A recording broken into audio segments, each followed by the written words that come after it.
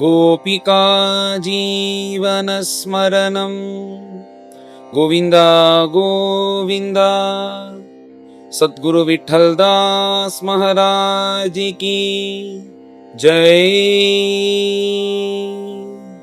பரம பாகவதோத்தமனா இருக்கக்கூடிய கஜேந்திராழ்வார் எந்த பிரபு எல்லோருக்கும் ஆதி மூலமாக இருக்காரோ அப்பேற்பட்ட பிரபு இந்த கஷ்டத்திலேருந்து என்னை காப்பாற்றுறோம் அப்படின்னு ஸ்தோத்திரம் பண்ணி கூப்பிட்ட உடனே எல்லா தேவர்களும் அவாவா கிளம்புறா. அப்புறம் தோன்றது தான் இல்லைன்னு தெரிந்து கொண்டு இப்படி பார்த்துட்டே இருக்கும்போது இது ஒரு ஆச்சரியமா பார்க்குறேன். ஏன்னா 1000 வருஷம் ஒரு யானை அதுவும் சாகலை, அதை காலை பிடிச்சின்னு இருக்க முதலையும் சாகலை, அந்த முதல்ல உள்ள அழிச்சுன்னு போய் இந்த யானையும் கொலை பண்ணல. இப்படி எதுவுமே நடக்காதபடிக்கு இப்படி இருக்கே, இது ஏதோ தெய்வ சங்கல்பம் போல இருக்கு, மேலே ஏதோ நடக்க போறதுன்னு ஆச்சரியமா இந்த பார்த்துட்டு இருக்கும்போது இந்த கஜேந்திராழ்வார் ஸ்தோத்திரம் பண்ணின உடனே எல்லாத்துக்கும் ஆதி மூலமா இருக்கக்கூடிய அந்த பிரபு மேலேந்து கருடாருடனாக வரார். கிளம்பி அந்த கஜேந்திரனுடைய கஷ்டத்தை போக்கினார் அப்படின்றதோட போன அத்தியாயம். இப்படி அந்த முதலையோட கழுத்தை அறுத்து கஜேந்திராழ்வாருக்கு இப்படி விமுக்தியை கொடுத்த உடனே அந்த தேவர்கள் எல்லாம் சந்தோஷப்பட்டு புஷ்பமாரி பொழிகிறார்கள். மேலெல்லாம் நர்த்தனம் பண்ணி அந்த துந்துபி வாத்தியங்கள்லாம் வாச்சன்னு சந்தோஷப்படுறா. இங்க பெரியவர்லாம் சொல்லும்போது ஒரு ரசமான ஒரு விஷயம் சொல்லுவா. என்னன்னா, இந்த கஜேந்திராழ்வாரை காப்பாத்தினாரோன்னு பகவான். இந்த கஜேந்திராழ்வாரை காப்பாத்துறதுக்கு முன்னாடி பரம பாகவதோத்தமனா இருக்கக்கூடிய கஜேந்திராழ்வாரை திருவடி பிடிச்சின்ற அந்த முதலைக்கு தான் முதல்ல சாப விமோச்சனம், அப்புறம்தான் கஜேந்திராழ்வாருக்கு சாப விமோச்சனமா. இங்க ஒரு தர்மத்தை சொல்றாராம் பிரபு. என்னன்னா, என்ன பஜிக்கிற விதவாலை விட என்னுடைய பக்தாலா இருக்கக்கூடிய அவளுடைய திருவடியை யாரு பிடிச்சிட்டு இருக்காளோ அவளை முதல்ல காப்பாத்திடுவாராம் பகவான். அந்த பொறுப்பு பகவான்கிட்ட இருக்கு அப்படின்னு பெரியவர்கள்லாம் சொல்வா. நாம சங்கீர்த்தனை வைஷ்ணவாஞ்சி ஜோடி அப்படின்னு சொன்னது போல ஒன்று பகவானை பஜிக்கணும். அப்படி பகவானை பஜிக்க தெரியல அப்படின்னா அந்த பகவானை பஜித்துண்டு அனவரதமும் பகவத் தியானம் பண்ணிட்டு இருக்கிற பாகவதால் கூட இருந்துட்டு அவ என்ன சொல்றாளோ அதை பண்ணிட்டு இருந்தாலே போதும், பகவான் காப்பாத்திடுவார். முதல்ல காப்பாத்துறது பிரியாரிட்டியில இந்த பாகவதாலுடைய திருவடியை யார் ஆசிரியிருக்காலோ அவளுக்கு தான் முதல்ல விமுக்தி. அப்பதான் அந்த பாகவதாலுக்கே விமுக்தியை கொடுக்கிறார் பகவான். அப்படி பக்தாபிமானியா இருக்கக்கூடிய அந்த பிரபு அந்த பாகவதால் திருவடியை யார் ஆசிரியிருக்காலோ அவளுக்கு முதல்ல விமுக்தி கொடுத்தது போல இந்த முதலைக்கு விமுக்தி கொடுத்தார் முதல்ல அப்படின்னு இந்த முதலையோடைய சாப விமோசனம் ஆனது. இந்த முதல்ல யாரோ கிடையாது, ஹூஹூ அப்படின்ற கந்தர்வன். அந்த ஹூஹுன்ற கந்தர்வன் ஒரு சரஸ்ல ஜலக்கிரீடை பண்றதுக்காக பூலோகத்துல நல்ல ஜலக்கிரீடை பண்ணிட்டு இருந்தான் தன்னுடைய ஸ்திரீகளோட சேர்ந்துண்டு. இந்த ஸ்திரீகளுக்கு சௌக்கியத்தை கொடுக்கணும், ஸ்திரீகளுக்கு அவளை சந்தோஷப்படுத்தணும், அவளை சிரிக்க வைக்கணும்னு சில அசடு புருஷர்கள்லாம் எதை வேணாலும் பண்ணுவான். அப்போ அது தர்மமா அதர்மமானு கூட பார்க்க மாட்டான், அதனுடைய மோகத்தில். அதே மாதிரி இந்த ஹூகு கந்தர்வன் என்ன பண்ணுறான்னா எல்லாரையும் கிண்டல் பண்ணுறதுன்னு இந்த மாதிரி அந்த சரசில் பண்ணிட்டு இருக்கும்போது கொஞ்சம் தூரம் தள்ளி தேவலர்னு ஒரு ரிஷி அவர் தபஸ் பண்ணிட்டு இருக்கார். இவன் என்ன பண்ணான்னா அவளுக்கு இந்த தேவலன்ற ரிஷியை ஏதாவது இடைஞ்ச பண்ணி அவர் ஏதாவது பரிகாசம் பண்ணி இதை பார்த்து எல்லாரும் கொள்ளும் சிரிக்கணும்னு மனசுல சங்கல்பம் பண்ணிட்டு அவன் என்ன பண்ணான்னா ஜலத்துக்குள்ளேயே சஞ்சாரம் பண்ணி உள்ள போய் தபஸ் பண்ணிட்டு இருக்கிற அந்த தேவலர் ரிஷியனுடைய காலை பிடிச்சி இழுத்தான். காலை பிடிச்சி இழுத்த உடனே நான் பாட்டுக்கு சிவனேன்னு தபஸ் பண்ணிட்டு இருக்கேன், என் காலை பிடிச்சி யார் இருக்கான்னு கீழே பார்த்தா இந்த ஹூஹூன்ற கந்தர்வன் காலை பிடிச்சி இழுத்தான். உடனே அவர் கோபம் வந்துடுது. சாதாரண உலகத்தில் இருக்கிறேன் எவனாவது பண்ணினான்னா கூட போனா போறதுன்னு விட்டுருப்பேன், உயர்ந்த ஜென்மா கிடைக்குமா இந்த கந்தர்வ ஜென்மா? இந்த கந்தர்வ ஜென்மா கிடைச்சி இப்படி நீ தபஸ் பண்ற இந்த மகரிஷியோடைய காலை பிடிச்சி இழுத்தையோன்னோ எப்படி ஜலத்துக்குள்ள காலை பிடிச்சி இழுக்கக்கூடிய முதலையா போக கிடவுது அப்படின்னு ஒரு சாபத்தை கொடுத்தார். உடனே திருடையில விழுந்து கதறான், இப்படி நான் கந்தர்வனா இருக்கேன், நல்லபடியா இருக்கேன், இப்படி சாபத்தை கொடுத்துட்டேலே, தப்பு பண்ணிட்டேன், என்னை மன்னிச்சுக்கோங்கன்னு சொல்லிட்டு திருவிடையில் விழுந்து கதறின உடனே அவர் சொல்றார், நீ முதலையா போக கடவுதுன்னு சபிச்சேன், நீ முதலையா எங்க தெரியுமா ஆக போற? இந்த ருத்துமத்து அப்படின்ற உத்தியான வனத்துல நீ அங்க ஒரு குளம் இருக்கு, அந்த குளத்துல நீ முதலையாக இருக்க போற, எனக்கு சாப விமோச்சனமே கிடையாதா அப்படின்னு கேட்ட உடனே சாப விமோச்சனம் கண்டிப்பா உண்டு. அந்த குளத்துக்கு கஜேந்திராழ்வார் அப்படின்ற பரம பாகவதோத்தமன் வரப்போவார். வந்த உடனே அவருடைய திருவடியை பிடிச்சிக்கோ, எக்காரணத்தை கொண்டும் விடாத, பகவத் கிருப்பையினால உனக்கு விமோச்சனம் கிடைக்கும், சாப விமோச்சனம் கிடைக்கும்னு அவன்கிட்ட சொல்லிட்டு தபஸ் பண்றதுக்கு இது சரியான இடையிலையோ நினைச்சுன்னு தேவலர் அங்கேருந்து கிளம்பிட்டார். ரிஷியினுடைய வாக்கு என்னாச்சுன்னா, இந்த சரீரம் மறைஞ்சு, கந்தர்வனுடைய சரீரம் மறைஞ்சு அந்த ருத்துமத்துன்ற அந்த உத்தியானவனத்தில் இருக்கிற சரஸ்ல இவன் முதலியாக மாறிட்டான். கஜேந்திர ஆழ்வார் எப்போ வருவார்னு காத்துட்டு இருக்கான். இப்படி வந்த உடனே இதான் கஜேந்திர ஆழ்வார்னு தெரிஞ்சுட்டு கஜேந்திர ஆழ்வாரோட திருவடியை பிடிச்சிட்டான். அதனாலதான் உள்ளேயும் இழுக்காதபடிக்கு சாப்பிடாதபடிக்கு பிடிச்சது போலயே இருக்கான் அந்த தேவலர் சொன்னதுனால. இப்ப பகவானும் முதல்ல என்ன பண்றாருன்னா, அந்த முதலைக்கு தான் சாப விமோச்சனம். உடனே அந்த ஊகுன்ற கந்தர்வன் வெளில பகவானை ஸ்தோத்திரம் பண்ணி சாப விமோச்சனம் ஆச்சுன்னு சொல்லிட்டு சந்தோஷம் பண்ணி ஸ்தோத்திரம் பண்ணிட்டு அங்கேருந்து ஊகு கிளம்புறான். உடனே அந்த கஜேந்திர ஆழ்வாரை பார்த்து பகவான் தன்னுடைய ஸ்பர்ஷம், தன்னுடைய கையை எடுத்து கஜேந்திர ஆழ்வாருடைய அந்த யானையினுடைய திருமேனியில வைக்கிறார்.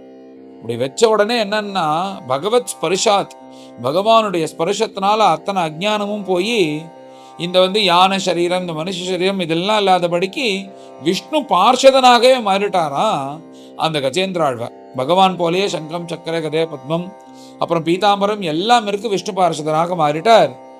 இப்பேற்பட்ட கஜேந்திர ஆழ்வார் பரமபாகவதோத்தமன். இந்த பரமபாகவதோத்தமனா இருக்கக்கூடிய இந்த கஜேந்திர ஆழ்வார், இப்பேற்பட்ட இவருக்கு யான ஜென்மா ஏன் கிடைச்சதுன்னு அந்த சரித்திரத்தையும் பிரம்மனிஷ்டால் சொல்ற. இந்த தமிழ்நாட்டில் பாண்டிய தேசம், மதுரையை மையமாக கொண்டு இருக்கிற தேசம் பாண்டிய தேசம். அதை பரிபாலனை பண்ணிட்டு இருக்கார் ராஜா இந்திரத்யும்னன்னு பேரு. பரம விஷ்ணு பக்தன். விஷ்ணுவை அப்படி ஆராதனம் பண்றான். ராஜ்யத்துல இருந்து விஷ்ணுவை ஆராதனம் பண்றது அவனுக்கு இடைஞ்சலா இருக்கு. அதனால என்ன பண்றான்னா, எப்படி பரதன் இந்த ராஜ்யத்தை விட்டு கிளம்பி போய் தான் தனியா ஏகாந்தமா பகவத் ஆராதனம் பண்ணினாரோ, அதே மாதிரி குலாச்சலம் அப்படின்ற ஒரு மலை கிட்ட அந்த மலை உச்சியில இருந்து கொண்டு ஏகாந்தமாக பகவதாராதனம் பண்ணிட்டு இருக்கான். பகவதாராதனம், சாலக்கிராம பூஜை இத்தியாதிகள்லாம் பண்ணிட்டு இப்பதான் திருப்தியா இருக்கு அவருக்கு. ராஜ்யத்துல இருந்து கொண்டு பகவான் ஆராதனம் பண்றதுக்கு சமயமே இல்லாம இருந்தது. இப்ப பகவதாராதன காரியம்தான் இருக்கு. அதனால சந்தோஷமாக பகவதாராதனம் பண்ணிட்டு இருக்கான் இந்த இந்திரத்யும்னன்ற ராஜா. இப்படி ஒரு ஏகாந்தமா ஆராதனை பண்ணிட்டு இருக்கும் போது அங்க அகஸ்தியர் தன்னுடைய சிஷ்யர்களோட சேர்ந்து இந்த இந்திரத்யும்னனை பார்க்கறதுக்காக வர. பொதுவாக உலகத்துல சாமானிய தர்மம், விசேஷ தர்மம்னு இது ரொம்ப எல்லாருமே தெரிஞ்சுக்கணும்.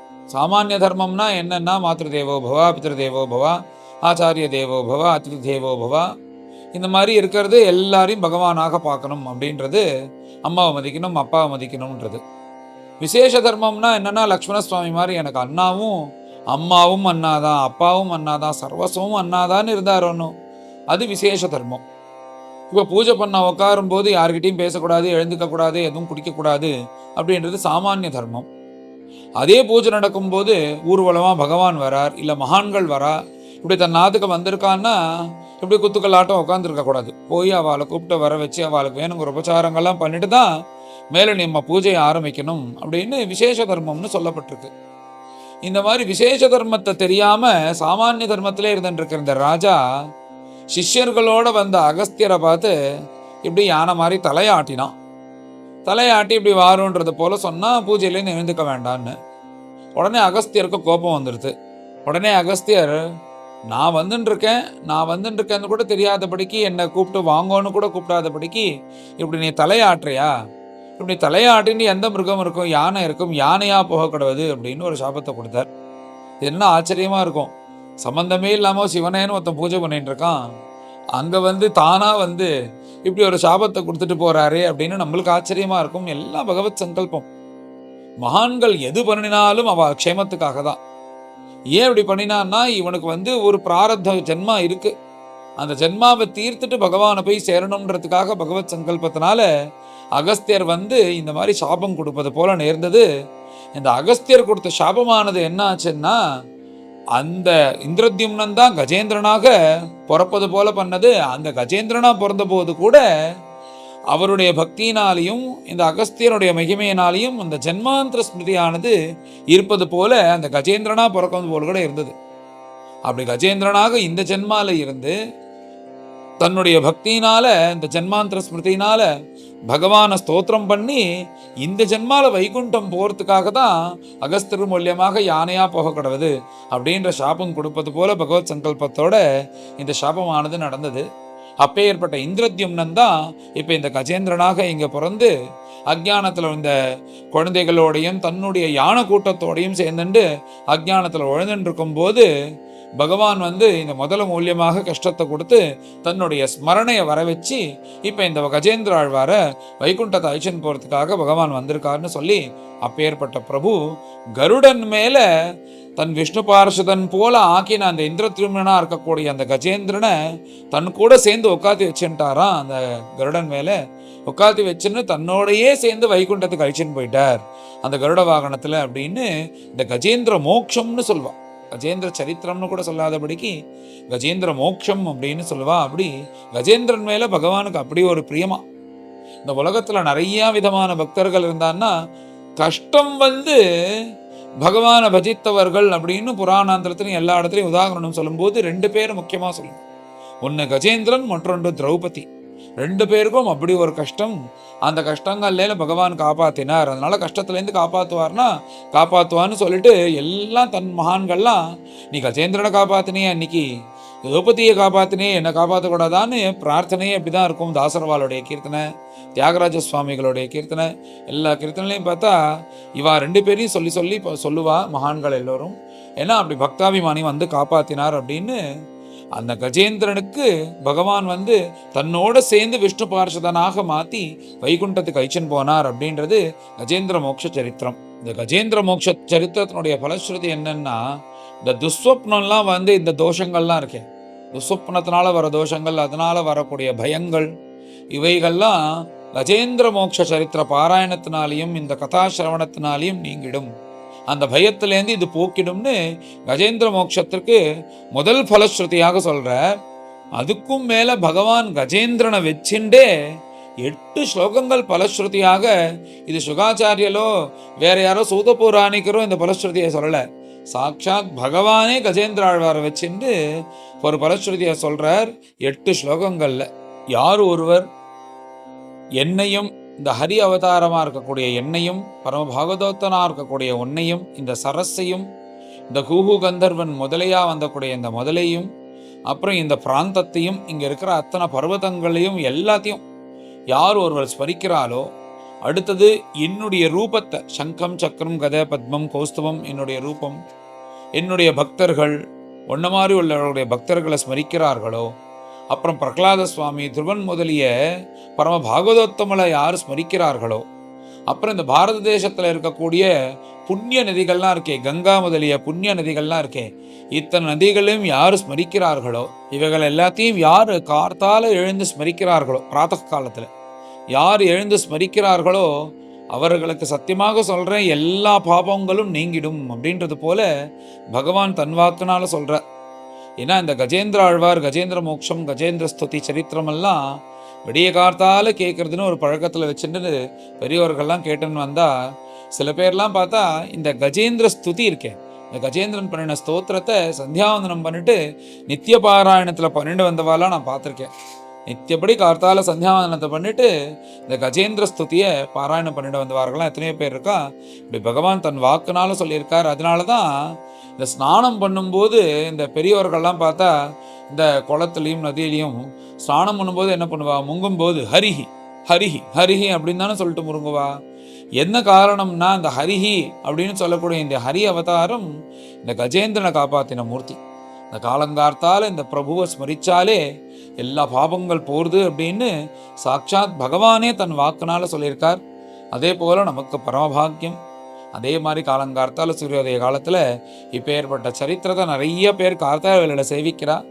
அதனால சேவித்தவா எல்லோருக்கும் பார்த்தா அத்தனை பாவங்கள் போறதுன்னு வைகுண்டவாசியா இருக்கக்கூடிய பிரபு ஸ்ரீமத் பாகவதத்துல அந்த கஜேந்திரனை வச்சுட்டே சொல்றாராம். அவரை வச்சுட்டே இந்த பலஸ்ருதியை சொல்றார். அதனால அத்தனை பாபமும் போறது, பாபம் வருதுன்றதை விட புண்ணியம் இருக்கிறதுனால இந்த சரித்திரம் நம்மளுக்கு கிடைச்சதுன்னு நம்ம நினைச்சிட்டு அப்படி கஜேந்திர ஆழ்வாருடைய ஸ்தோத்திரத்தையும் அவருடைய சரித்திரத்தையும் ஸ்ரத்தையாக கேட்போம். இதையும் சொல்லிட்டு சாட்சாத் பகவான் இன்னொன்னும் சொல்ற, யார் ஒருவர் இந்த கஜேந்திர ஸ்துதியும் கஜேந்திர சரித்திரத்தையும் ராத்திரி தூங்குறதுக்கு முன்னாடி ஸ்மரிக்கிறார்களோ, யார் பாராயணம் பண்றாளோ, அவளுக்கு கடைசி காலத்துல அவளுக்கு நற்புத்தியை கொடுத்து அவளை நான் அழிச்சுப்பேன் அப்படின்னு 2 விதமாக சொல்ற. பிராத காலத்துல படிச்சா எல்லா பாபங்களும் போறது அப்படின்னு சொல்லியிருக்கார். ராத்திரி தூங்குறதுக்கு முன்னாடி ஸ்மரித்து படித்தாலோ கடைசி காலத்தில் அவருக்கு நற்புத்தி கொடுத்து என்கிட்ட அழிச்சுப்பேன்னு இப்படி 2 சமயத்திலையும் நல்லது பண்ணுவது போல, எழுந்துக்கும் போதும் தூங்கும்போது நம்மளுக்கு க்ஷேமத்தை கொடுப்பது போல இந்த சரித்திரமானது அமைஞ்சிருக்கு. அப்பேற்பட்ட பரம பாகவதோத்தமனாக இருக்கக்கூடிய கஜேந்திர மோட்சம் இது இந்த ராஜா கேட்டாதணும், இந்த கஜேந்திர மோட்ச சரித்திரத்தை சொல்லணும், எங்கள் எல்லாரும் க்ஷேமத்தை அடையணும்னு அப்பேற்பட்ட அந்த ஹரியா இருக்கக்கூடிய பிரபு இந்த 4வது மன்வந்தரமா இருக்கக்கூடிய இந்த தாமச மன்வந்தரத்துல தேவர்களுக்கு பக்ஷபாத்தியா இருந்து கொண்டு அவளுக்கு அனுகிரகம் பண்ணிட்டு இருக்கக்கூடிய அந்த ஹரியா இருக்கக்கூடிய இந்த பிரபுவை தான் இந்த கஜேந்திர ஆழ்வார் ஆராதனம் பண்ணி அவரை ஸ்தோத்திரம் பண்ணி இந்த முதலையிலேருந்து விடுபட்டு அந்த கஜேந்திர ஆழ்வார் தான் விஷ்ணு பார்ஷதனாக மாறி பகவானோடு சேர்ந்து வைகுண்டம் போனார் அப்படின்றதோட இந்த அத்தியாய சரித்திரமானது பூர்த்தியாகுது. மேலே எல்லோரும் கலந்து ஸ்ரத்தையாக இந்த கஜேந்திர மோட்சத்தை படித்து பூர்த்தி பண்ணுவோம். எல்லோரும் கலந்து இந்த அத்தியாயத்தை பாராயணம் பண்ணுவோம். அச்ச சதுர்த்தோऽध्यायः ஸ்ரீசுக உவாச ததா தேவர்ஷி கந்தர்வாः பிரம்மேஷான புரோகமாः முமுச்சுः குசுமாசாரம் சம்சந்தः கர்ம தத்தரேः நேதுः துந்துபயோ திவ்யாः கந்தர்வானருதுர்ஜகுः ऋषयः चारणासिद्धाः तुष्टुवुः पुरुषोत्तमम् योऽसौग्राः स वै सद्यः परमाश्चर्यरूपधृक् मुक्तो देवल शापेन हूहूः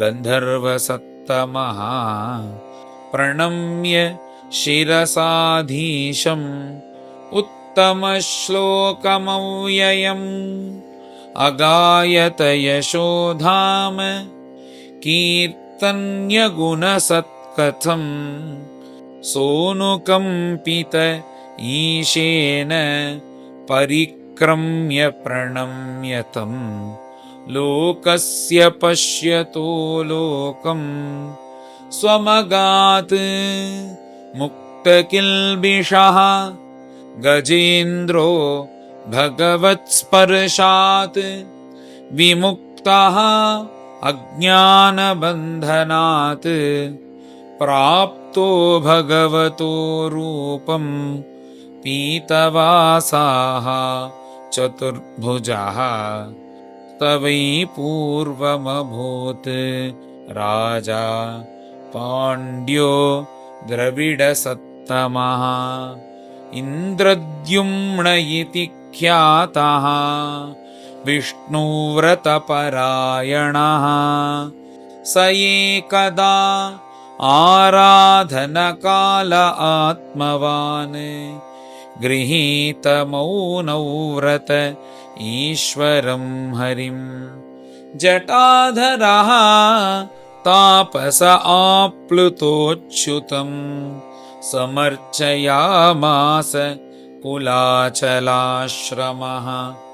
यदृच्छया यत्र महायशा मुनिः समागमत् शिष्यगणैः परिश्रितः तं वीक्ष्य तूष्णीम् अकृतार्हणादिकम् रहस्योपासीनमृषिः चुकोपः तस्माइदं शापमदात् असाधुः अयं दुरात्मा अकृतबुद्धिरद्य विप्रावमन्ता विशतां तमोन्धं यथा गजः स्तब्धमतिः स एव। श्रीशुक उवाच एवं शप्त्वा गतो अगस्त्यः भगवान् नृपसानुगः इन्द्रद्युम्नोऽपि राजर्षिः दिष्टं तदुपधारयन् आपन्नः कौञ्जरीं योनिं आत्मस्मृतिविनाशिनीं हर्यर्चनानुभावेन यद्गजद्वेऽपि अनुस्मृतिः एवं विमोक्ष्य गजयूथपम् अब्जनाभः तेनापि पार्षदगतिं गमितेन युक्तः गन्धर्वसिद्धविबुधैः उपगीयमान कर्माद्भुतं स्वभवनं गरुडासनोगात् एतन्महाराज तवेरितो मया कृष्णानुभावो गजराजमोक्षणम्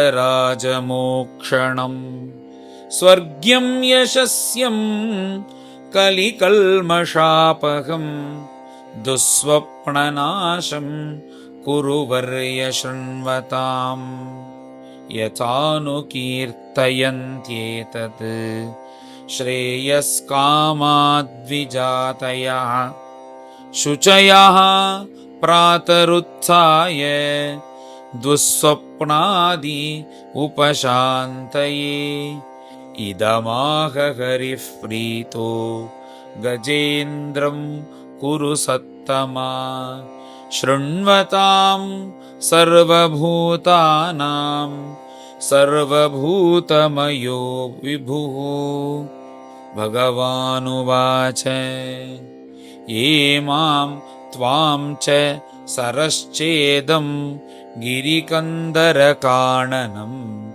वेत्रकीचकवेणूनां गुल्मानि सुरपादपान् शृङ्गाणीमानि धिष्ण्यानि ब्रह्मणो मे शिवस्य च क्षीरोदं मे प्रियं धाम श्वेतद्वीपं च भास्वरम् श्रीवत्सं कौस्तुभं मालां गदां कौमोदकीं मम सुदर्शनं पाञ्चजन्यं सुपर्णं पतगेश्वरं शेषं च मत्कलां सूक्ष्मां श्रियं देवीं मदाश्रयां ब्रह्माणं नारदं ऋषिं भवं प्रह्लादमेव च मत्स्यकूर्म वराहाद्यैः अवतारैः कृतानि मे कर्माणि अनन्तपुण्यानि सूर्यं सोमं हुताशनं प्रणवं सत्यमव्यक्तं गोविप्राण धर्ममव्ययम् दाक्षायणीः धर्मपत्नीः सोमकश्यपयोरपि गंगां सरस्वतीं नन्दां कालिन्दीं सितवारणं ध्रुवं ब्रह्मर्षीन् सप्त पुण्यश्लोकांश्च मानवान् उत्थाय अपररात्रान्ते